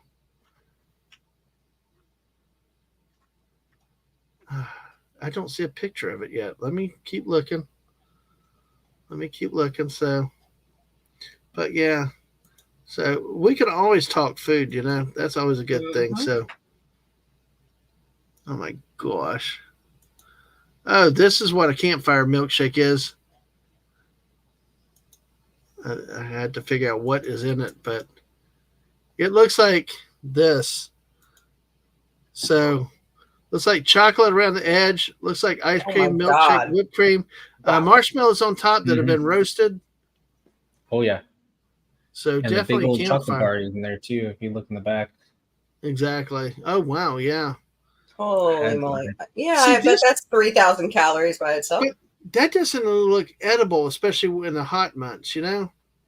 Oh, I can challenge that. I'll eat it. Really? Are there graham cracker crust crumbles in it too? The only issue I think is with anything like that, it's probably like $17 or something crazy like that. But hey, right now the tickets I'm sure to get in would be real cheap. I don't think anyone's going to watch those games. It is. We don't come for the team. We come for the milkshake. It is monstrous milkshake. It's a Monsters milkshake that's gone viral. It's 16 ounces. Let's see. I'm trying to see what if it says it will be a 16 ounce. Oh, thank you. Okay, topped with graham crackers, marshmallows, and pieces of chocolate. Holy moly! So it'll have a massive cup of ice cream overflowing with roasted marshmallows on top. The graham cracker bits and pieces of chocolate add to the outrageous caloric count. So, but some think this campfire milkshake is taking it too far. Others point out how expensive this milkshake will likely be, given the exorbitant prices that typically accompany stadium foods. So, wow, that does not have a price on what we had, but here is again what it looks like here in a socks mug. And a crappy socks. There you go. So, Jess, if you're still here, yeah, forget the calories, the sugar. No. Don't put it in White Sox cups. Put it in the other team's cups, since they are so bad.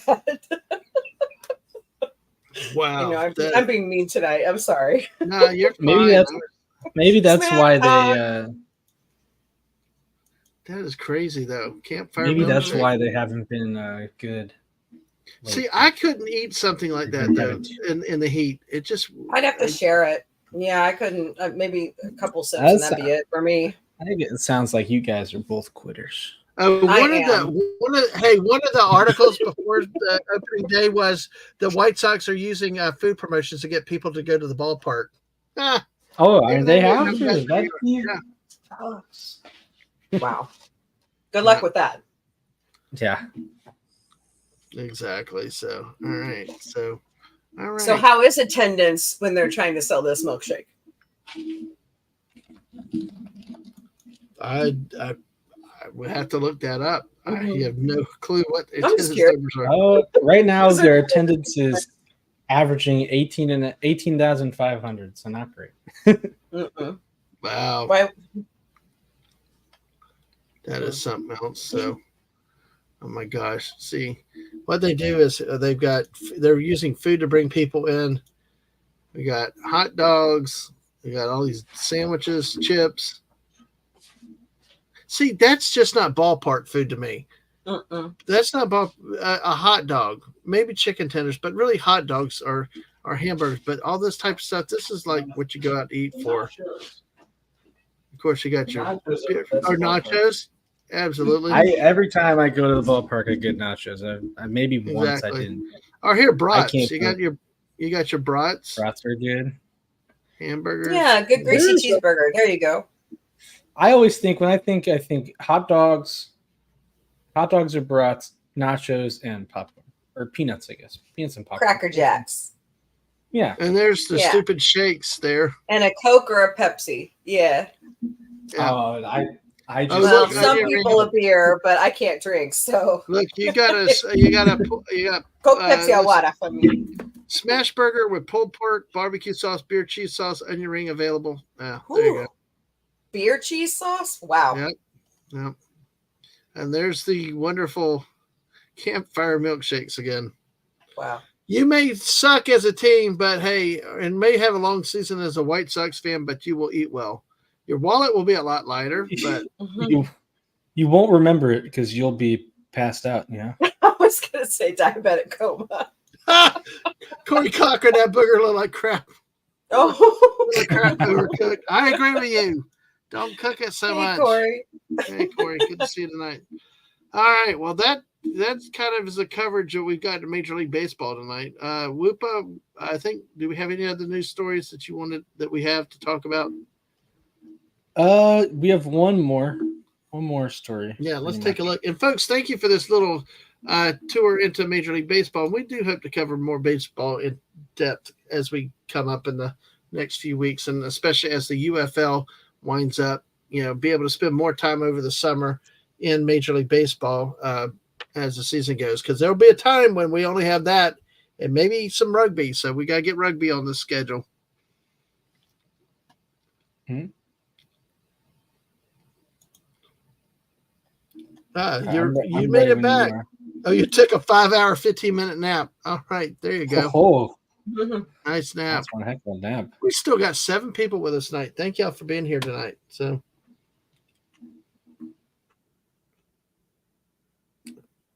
and I'm ready when you are, Dadman. okay, all right. Sorry, I forgot. There you go. This is the big boy. news. Uh-huh. Kentucky and their coach. So do you remember the famous Calipari quote? Which Dadman. one? One he said, people were asking him, "Hey, you had a good thing in Memphis. Memphis is they're not necessarily a blue blood, but they're no slouch of an organization." He brought them to a Final Four, I think, at a 37-2 season. And people were saying, "Hey, why did you take all that and leave for Kentucky?" And Calipari said, "Hey, when Kentucky calls, you answer. Or when Kentucky, Well, we got a correction. Calls, you don't say no." Yeah, we got a correction. We got 7 people and a snail. Oh, Thanks. Oh, Messiah. Snail. How you doing? I'm sorry. Okay. Yeah, but yeah, when Kentucky calls, you don't say no. Exactly. There are some jobs that it's like you Mark Pope. Wow. Massive fail unless I'm proven wrong. Small time republic. Well, Tell us how you really feel. No, I'm just kidding. Well, I'd like to this is a good topic to sit on for a little bit. So but go ahead. We're going to come back to this. I'll hold on my thoughts about this job because we had rumors before. But go ahead. Let's go with the slide. Let's see what the big commotion was. Yeah. The big thing, he said, when Kentucky calls, you don't say no. Well, look at this. There's a lot of people saying no right here. You've got Nate Oates, Alabama. Before he was even, there was just rumors. I don't think there was even an official offer. And he came out and said, "Hey, I'm not leaving Alabama," which of all Alabama basketball, not leaving that for Kentucky is kind of surprising. I mean, if it was football, sure, you'd understand. But basketball is really surprising. You had Dan Hurley I think this is always a long shot. He's back-to-back national championship. You're not going to leave that for anyone, especially UConn. UConn's at this point, I think UConn in the last 20, 25 years, UConn has been the best college basketball program. But then the thing, oh my gosh, I was so happy. Can I stop you real quick, though? That Bama thing.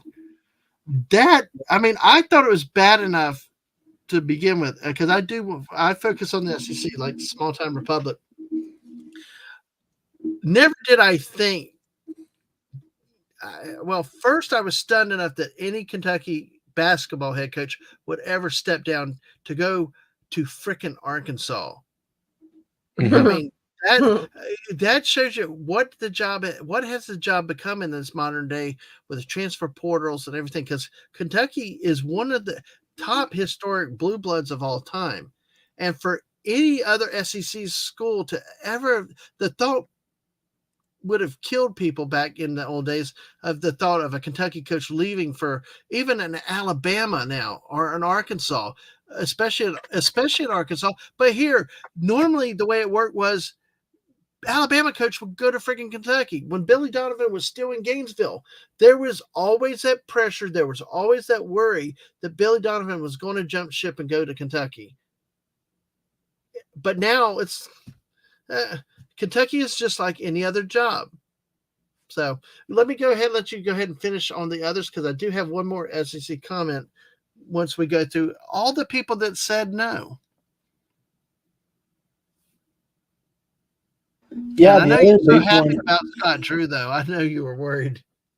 Oh gosh, it was back and forth. It was crazy because they're like, "Oh, he's going to Lexington." Oh no, he's not. Oh wait, and I agree with Corey. Corey said something right here. There's a story behind doors that we will never hear. Yep. This was such a odd thing. But I do agree, small time republic, yes. He knew that he'd taken them as far as he could. It was a mutual parting because there were so many rumblings up in Lexington about him, about moving on. They had all these early exits, even though they had the team, a team that actually, was built for one or 2 year players and going on, not your traditional system of building within. But of course, all that's now through the window with the transfer portal and other things as another issue. But yes, definitely, it was a mutual parting, and it was overdue. It had been rumored for quite a long time.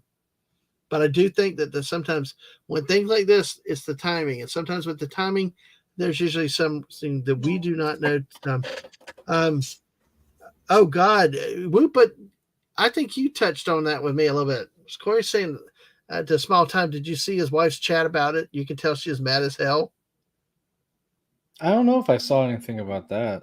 Oh, we'll have to look that up though, because I thought I'd heard somebody say that at some point that his wife was not happy with the situation. So, but maybe we'll see. But I know what. Hey, you are happy, my friend. Scott Drew saved. You know you can't fire that guy for 10 years at least, right?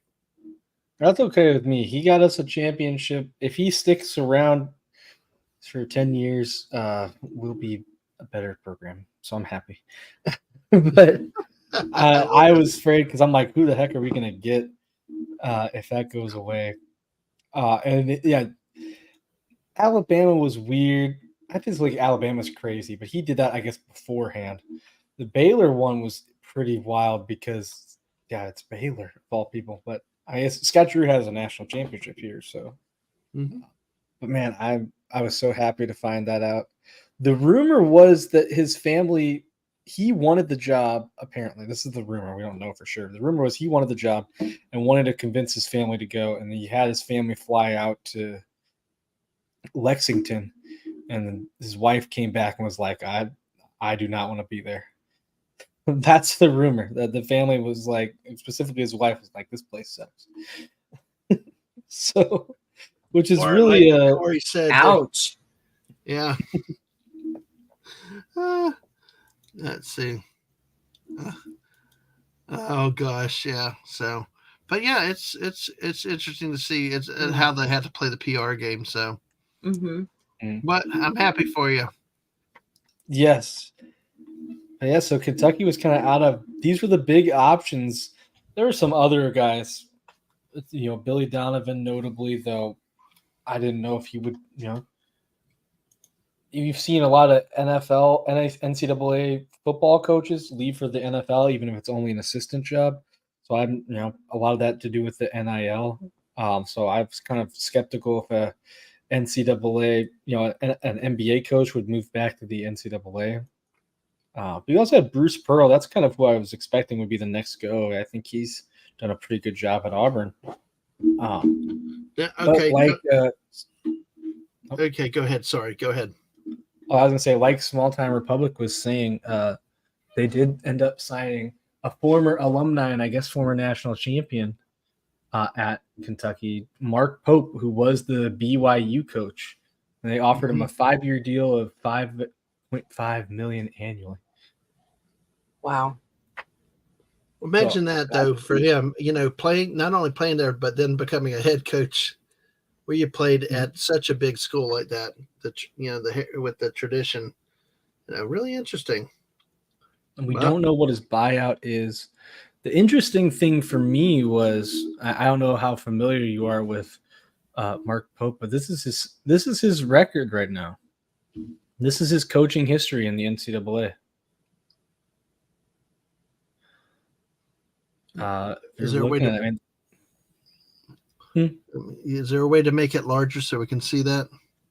I don't think I could, but I have to take it down real quick. Well, what does it say though? What are the last? So he started out at Utah Valley in the WAC. He took a team that went 12-18 in the first season and went 25-10, so pretty good. I guess from there he goes to the other Utah team, BYU. Starts off 24-8 in the West Coast Conference. He makes the NCAA tournament once, kind of falters there in their last season, went 19-15, but then the Big 12 this year had a pretty solid year, 23-11, made the tournament as a 6th seed, but as we know, got bounced in the first round. It is a good first year in the Big 12, but I really don't think he was the best coaching candidate available. What I did hear a lot of people say, which I kind of agree with, is if you were worried, kind of with these coaching changes, especially kind of how late in the game it was for Kentucky, you got to move quickly. But Mark Pope wasn't a guy you had to rush out and sign, and they signed him like right after they struck out on Scott Drew. See, I'm still surprised they did not go after Billy Donovan. I know Billy Donovan's 58; he's a little bit older, but I would have made sense to me to go get Donovan. But then again, this makes sense getting an alumnus to come in to play, to coach where you played. But there's no guarantee he will do well. I mean, just because he coached well at BYU and the other, will not necessarily translate here, because like Corey Cochran said, that he will need luck to do well in the UK. The pipeline to the NBA has hurt them big time, as we saw with Calipari. All that he was focused on these future NBA players coming through, and you could see they could never build anything consistently. And a lot of it, they struggled cohesiveness and sometimes with their teams many times. The other thing that I wanted to comment was like here, Small Time Republic. We heard the rumors. Bruce Pearl. I never thought Bruce Pearl would fit in with the people in Kentucky. I mean, he barely fit in with the people in Tennessee, and a lot of them still don't like him after he left. But then again, like Small Time said, if he's too busy doing stuff like that, yeah, you need your basketball coach to be focused on the field, not playing geopolitics and stuff. No, that's definitely true. I'm just kind of trying to think of who you get. Because I think the biggest thing against Mark Pope isn't that not that he's a bad coach, but it's just you're looking at, with BYU, only 2 tournament appearances. And BYU's not a powerhouse by any means, but like they're not like a nobody school. You kind of expect them to make it in the tournament a couple times. It's just, hey, we are breaking down Bucky's will, Woopah. She's at least agreeing with all the correct things. Oh, look at that. But at least she's agreeing. Yay. But yeah, the Bruce Pearl thing made no sense to me. And I don't know why people thought that. I'd be curious, though, to ask Small Time Republic, as an Auburn fan, I mean, they had another early exit. They managed to beat Florida. I think Florida lost the SEC tournament when the 7-footer got hurt early in the game, because they had no defense against Colorado, and they got bounced in the first round. But I mean, I'm curious to know what Small Time Republic would think. Is that, would you have wanted him to go take the job in Kentucky to kind of get rid of him? That's kind of like how I thought with Urban Meyer, when Urban Meyer had that first little thing about he got his ass kicked by Alabama and decided, oh, well, I need to retire. I thought he should have gone then. When a coach wants to let him go, don't hold him any longer, because the next year was just a waste of time. But I'm just curious to see if you're going to end up naming the court after Pearl. He's the best we can do. Gotcha. Okay. I understand that. Go ahead. That's kind of the thing that I was wondering, like, that's also why I think Scott Drew, especially with this championship, he can make Baylor I don't want to say a powerhouse, but like, we were like the worst Power 5 school before he took over. Now we got a national championship, and I imagine he's going to retire with the Bears. I think he's going to elevate our program, because we've had a lot of good recruiting classes lately, a lot of NFL talent, a lot of NBA talent. So our program is better. That's enough about Baylor. I just like talking about them.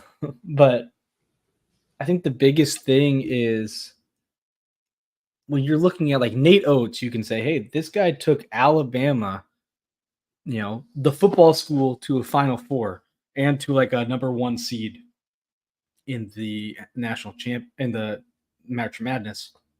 That's huge for what he's done with Alabama. And then you look at, Scott Drew. He won a national championship with Baylor. Yeah, he's got some issues with early exits, but the whole point is it's Baylor. The fact that before he took over, Baylor would be lucky if they be able to make it to the tournament to get an early exit. So it's huge what he's done. And I think that's really like the big thing when you're when you're looking for these big coaches, you don't have a lot of guys poached. Like Dan Hurley, I know is a name. It doesn't seem like he never interned, but it's like, why would he leave for Kentucky? He's already at a major blue blood in UConn. Mm-hmm. Why is he going to leave for Kentucky unless he just only cares about the money? Because he's back-to-back national champions. He's better off in UConn. Usually when one of these blue bloods or these historic names takes a coach, they take a coach from a lesser team that did really good with a lesser team. That's kind of why I'm thinking like Bruce Pearl. Auburn, not known for their basketball dominance, even if they have early exits, the fact that they're making it consistently is a big deal. That's why I think it's odd with Mark Pope. Again, not that he's done a bad job, but like BYU has been around before. It's not surprising that they are making the tournament and they're getting early exits. Hey, that's fine. But like 2 tournament appearances in 4 years, I guess, because I forget that 2019, 2020 was the COVID year. But like 2 appearances in 4 years is about what you expect from BYU. So I don't see why Mark Pope is really an upgrade. Why do you have to rush out to get him? I'm trying to think of like who would other coaches be that they could have offered at. I don't really know, but I just feel like it doesn't seem like a very exciting hire. Maybe it'll work out. I just don't know if it will. Mm-hmm. Well, it will be interesting to see how it works long term. I am not surprised now because it was a former player that had some success there. I mean, but he obviously didn't make much of an impression on me because I didn't remember much about him being there. But, can you go home? Sometimes it works. Sometimes it does not work out. Oh, Christian Laettner would have been a better hire. That would have been funnier. Oh, man, could you imagine? Yeah, I know. Duke in Kentucky, yeah. I'm trying to find his, still one of the greatest endings in college basketball history. I'm trying to find his hold on. Yeah, I mean he was a national champion in 96, but he started 6 games and scored 7.6 points per game and 5.2 rebounds a game. Got drafted with the 52nd overall pick. So not like he was a huge player on the team. Oh, wow. Oh, wow. There's breaking news from the NHL. The Capitals clinch a playoff berth with a rare empty net goal. Oh, yes. So they're in. Wow. Yeah, well, no, this is not just normal. This is not just a normal thing. I'm going to pull this down just for a second. Here's what happened. Okay, the Tortorella, the Philadelphia Flyers coach, they needed to win, I guess, to get into the playoffs. So they pulled their goalie with over 3 minutes left in the game for an extra attacker because they had to win in regulation to keep its playoff hopes alive. So the result allowed the Capitals to clinch a berth and eliminate the Penguins, rivals for both teams, with an empty net goal with 3 minutes left in the game. So that's crazy. I guess that makes sense. They even said the surreal scene played out after the Flyers and Capitals slogged out much of the third period 5-on-5. Perhaps a minute after Detroit went to overtime in Montreal, eliminating Philadelphia. So, this is what he may not have known his team had no chance of winning when he sent the goalie to the bench and opened for the net for the game-winning goal by Washington, which will allow them in the playoffs. Wow, that's a lot of drama there. That's wow. That's crazy. That sucks. Well, teams. I understand even if you had to win to make the playoffs, but 3 minutes, that's still too much time in general. But hey, well, apparently probably a lot of people unhappy in Pittsburgh then now. So I guess that the story is now whatever works is how we get in the playoffs. I guess I don't know. I mean, that just seems so lame to me. Yeah, that does. I mean, that's how they make it. That does kind of suck. I'm not a fan of that. That does so. But All right, sorry about that little. No, that's great. That's You can do a lot. fascinating news. You can do a lot in 3 minutes, but not in hockey. You really can. That's what happens in the sports world, you know. Exactly. Whoop, I'm sorry to cut off on that story. Did you have any other thoughts, or Mombi, you have any other thoughts on that? I just had seen this on hockey, and we had just been talking about the playoff situation, and what was just so weird about the way this was an odd one that really warranted talking about tonight. Mm-hmm. I don't really have any here or there on Kentucky. But the hockey thing is fascinating. But yeah, no, not really. Yeah, I don't think you ever. I mean, I hope he. I mean, all I could say for any coach is that you've got to prove yourself. And I mean, if his track record is like that, why did they hire him? Was it, hey, we just tossed a coin and his name came up? Or, you know what I mean? Did he have something on somebody on the board of Kentucky? I know that's happened a lot. Yeah, I don't know. Yeah. Hopefully he'll lead him to a championship. Nope, I disagree as a Gator fan. Let him lose. Let him get fired. Find another coach in 2 or 3 years. So hey, that's true. Yeah. Well, but yeah, Whoopa, any other thoughts on the coaching situation, the coaching carousel, the rumors? I really thought they were going to try to get possibly Bill Donovan made the most sense, you know, having an older, mature coach. But you know, it seems like everybody's going for the younger coaches these days. You know, or Bruce Pearl, that whole rumor. But I'm sure Bruce Pearl would have taken that job in a heartbeat had it been offered. Yeah, you gotta imagine he would have. That's why I wondered, did something, is this even crazier than we thought, where like he got turned down more, or did they really skip over to did they really switch over to like did they switch over Billy Donovan and did he ask Bruce for too Pearl much go money? straight to Pope?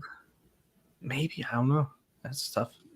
He said last week he had said nobody had contacted him, but all I know was when he was in Gainesville, there was always the threat, the rumor that if Patino left, he was going to end up in Lexington. So, but hey, all right. So let's see where we got. All right. So, all right. Well, we're going to call it a night here. We didn't even get to the big topics of the night, but you know what?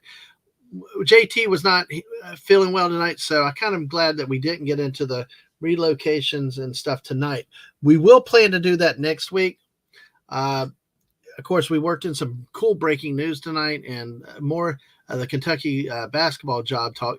But we do want to talk about the relocations, the Kansas City vote, the A's debacle, you know, and all this other. There's a lot that's out there that we can talk about, that we need to talk about, but we just run out of time. So, all right. Well, Woopah, great work as always. Thank you for all the graphics and all the work. Yeah, those are awesome.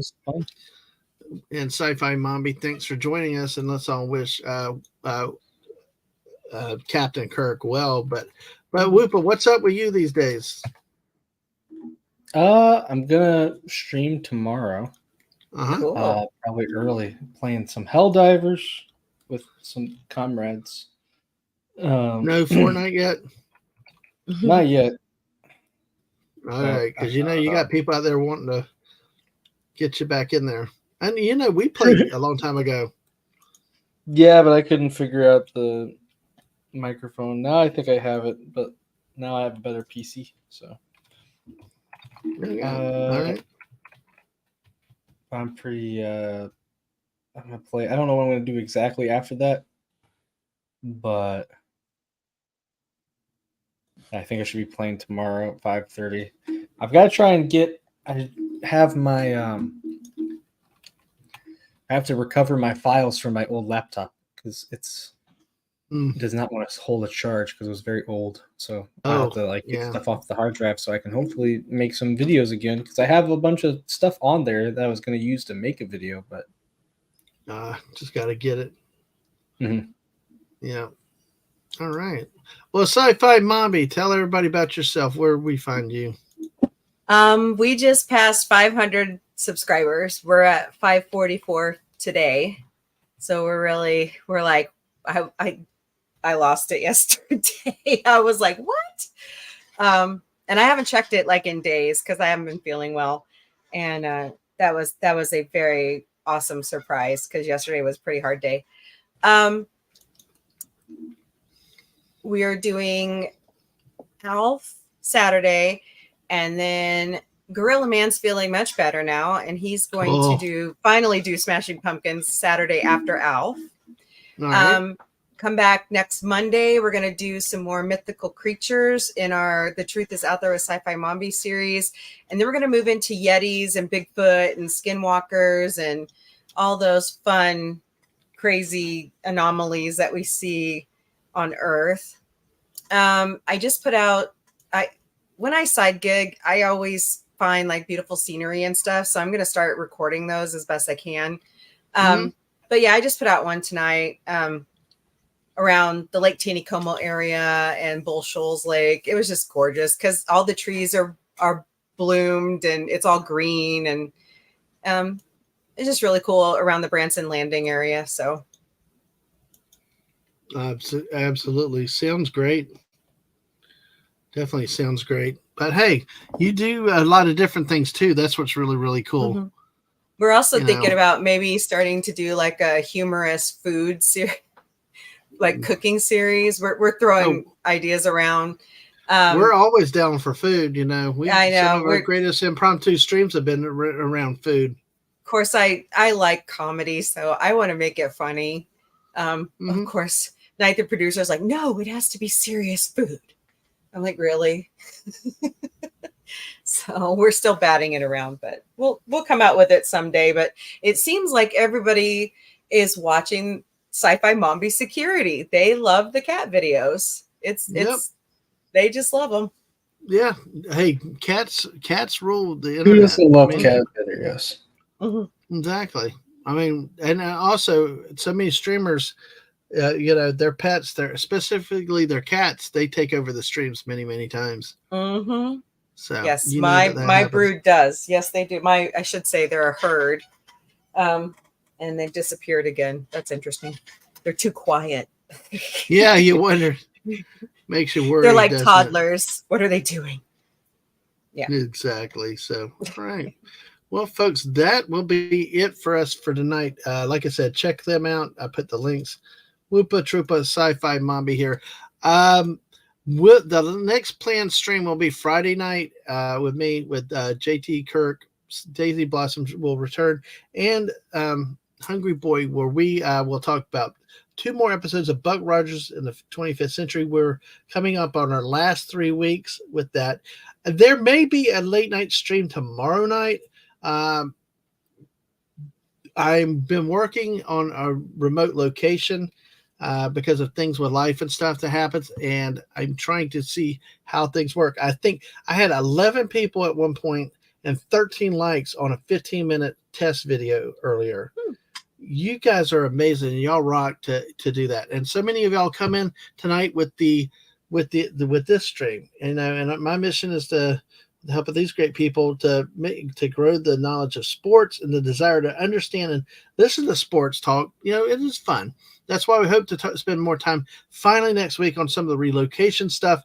But it's really a subject that's really, really deep, and you need to make sure you have some time to really get into it and do it justice, because there's just so much that's brewing out there, and beyond what happens on the field, ownership issues, city agreements, city voters, all that type of stuff. So it makes for a big, large, fascinating topic. So with 90 y'all still here, look, I appreciate y'all being here. Make sure you follow us on the Twitch side. Make sure you hit that like and subscribe here on the YouTube side.